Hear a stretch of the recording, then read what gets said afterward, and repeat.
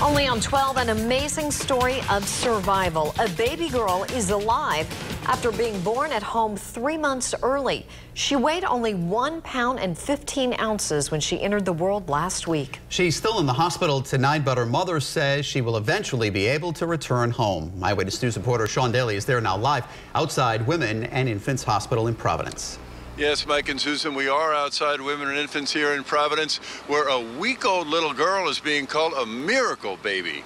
Her mother tells us she was born 3 months early and that she's doing amazingly well.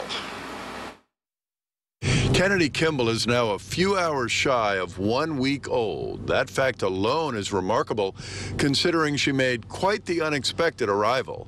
She was born at home in New Bedford 12 weeks early, weighing only 1 pound, 15 ounces. I felt her coming and I started screaming for my husband, and thankfully he had been standing right there and he picked up the phone, dialed 911, and I'm screaming, she's coming, she's coming. And the next thing you know, like, she just came right out. I noticed that the umbilical cord had already been torn. It was already ripped and it was wrapped around her throat. So as I was taking it off of her throat, my husband came running over with our daughter's shoelace and tied the umbilical cord.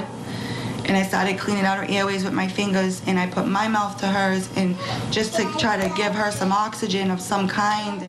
Then she felt her daughter's heart beating, even if only ever so slightly.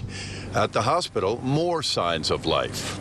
And I called my mother, and I'm like, she's alive. She's alive. And my mother was just crying hysterically.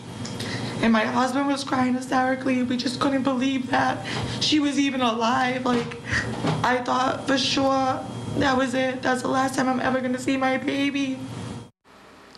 At less than 2 pounds, little Kennedy Kimball still faces a long, tough struggle. But the main point right now is that she's alive and on her way.